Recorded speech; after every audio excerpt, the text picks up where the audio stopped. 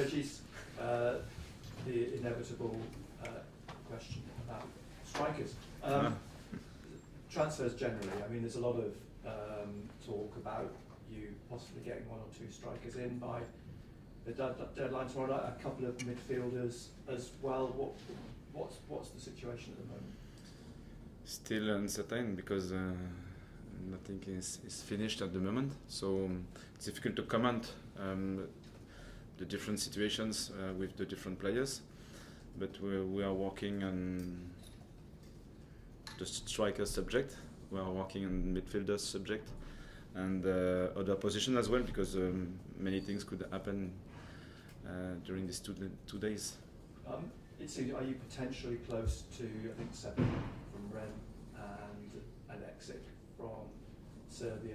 Those two that we talked about yesterday as possibly being close to the line or nearly done? Yes, it's possible. And not sure, but possible. but that's, you're saying that optimistically, you're fairly confident? I don't know if I can be confident in this kind of market, because I have this experience before, and we are working hard, and I hope that at the end we'll have a better team with more talented players, a more balanced team, and so on. Yeah. I know obviously a lot can happen in the next 48 yes, hours. absolutely.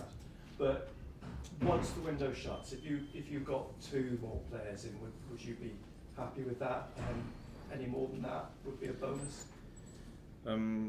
It's difficult because we don't know what will be exactly the situation at the end. With some players could leave, some other players could arrive at the training center.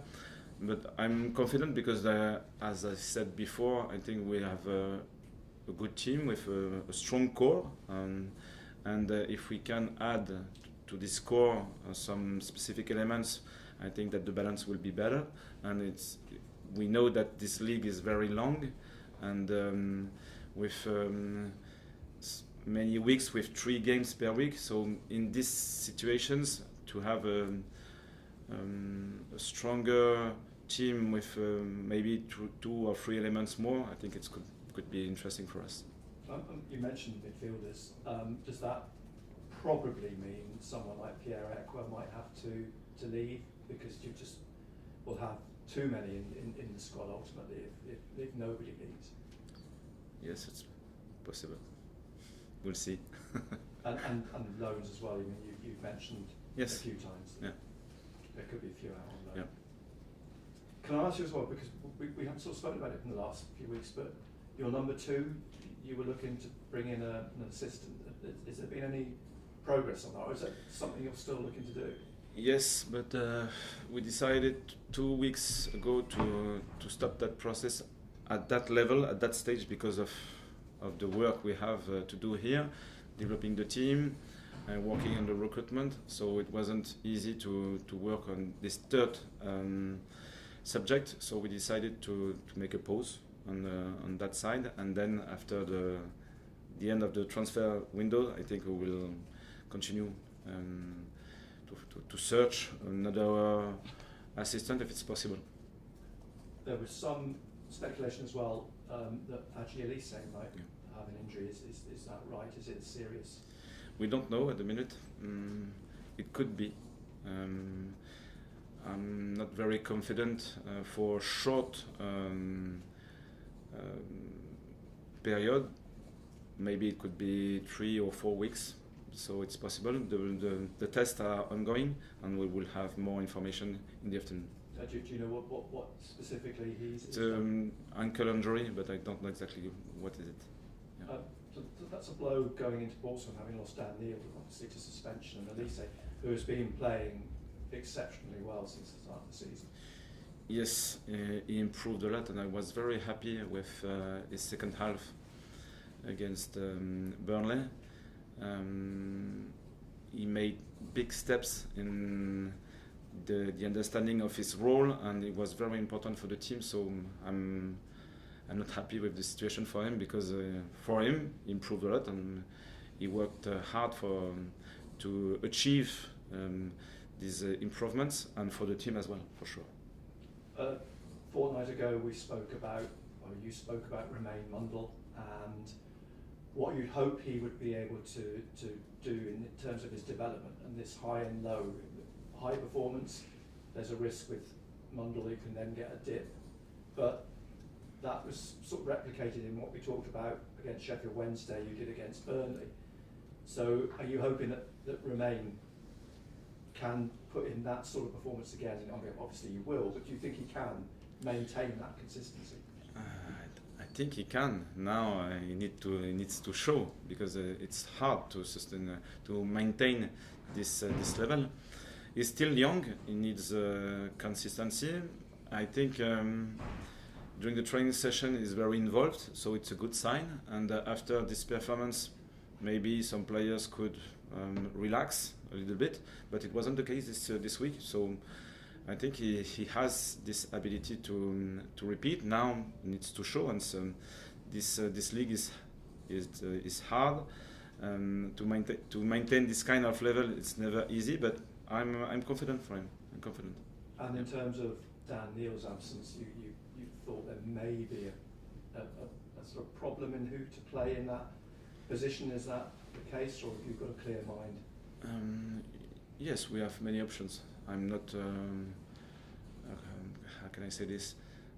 I'm confident because we have many versatile players in the team. So it's when one player is missing, one important player, match day captain, is missing, we have one or two solutions to solve that problem. If it was 4 weeks, 5 weeks, or 6 weeks, maybe it could be different. But for a game, for me, it's not a problem. And Portsmouth are unbeaten, but they've drawn all 3 games. Yeah. Looks like there may be a few new faces in their team at the weekend as well. It's a fantastic place to go and play football, very atmospheric, noisy.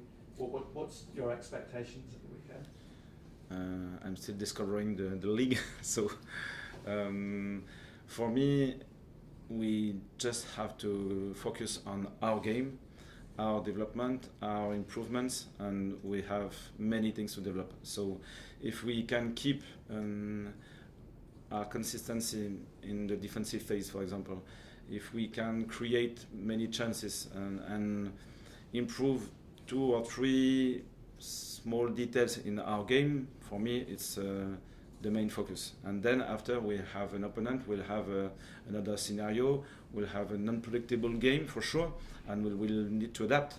And our mindset is the improvement and the willingness to win.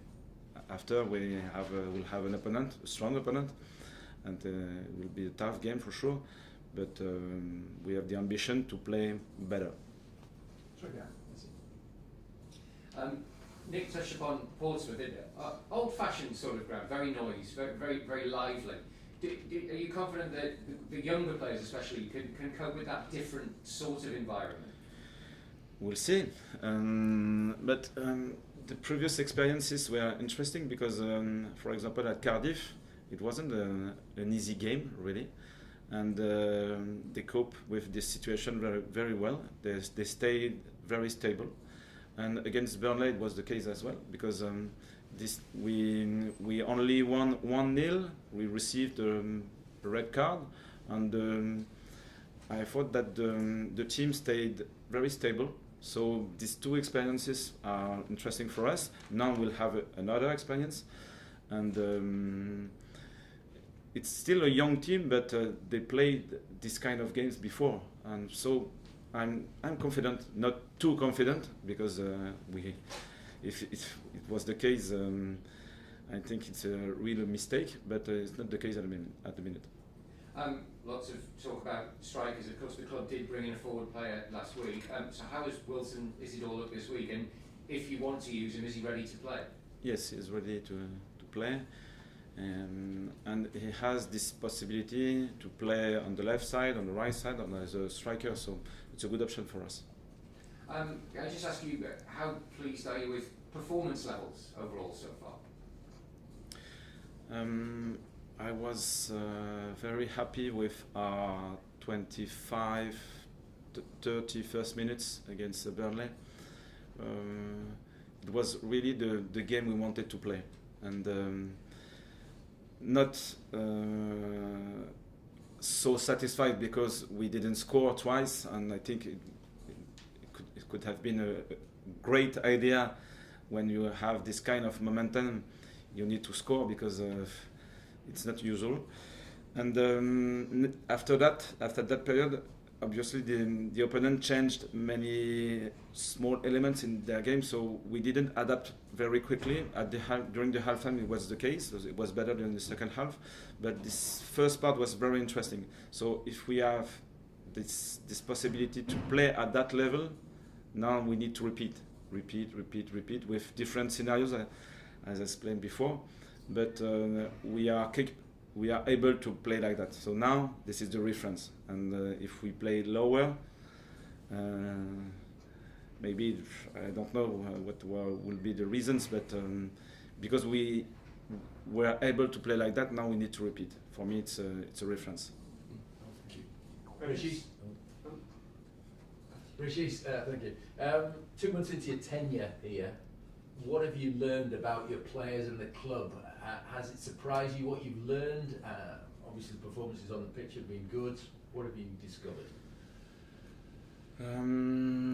I can say the players, because when I analyzed the video, it's not the same feelings when we train with them. So now I have a better understanding of the way they can train, the way they can play, their personalities as well. So this is I think the first thing I can say. And the second one is the relationship with the fans in the stadium. So the last game was really impressive on that side. I liked it, and if we can create this relationship with them, because we play well, I think it's the first part. The first step is the way we will play. Are we exciting or not? Are we proactive or not? Are we energetic or not? And if we are, I think that they will be behind us. And when they are behind us, the energy is crazy. So for us, it's another step to perform. How is morale amongst the players? 3 wins out of 3. Sorry? How is morale amongst the players, the team? I don't understand the question really. How are they feeling? How are the players feeling now you've got 3 wins? They like winning for sure, but I think they are not too high emotionally. So during the halftime and at the end of the games, it's still interesting to watch the faces, to analyze their emotional states, and they were quiet, confident and quiet, happy because we won for sure. But we know that the league is long. We know that we have only won 3 games, and we'll have 43 games ahead. So it's a good dynamic. It's a good start for sure, but it's not the end.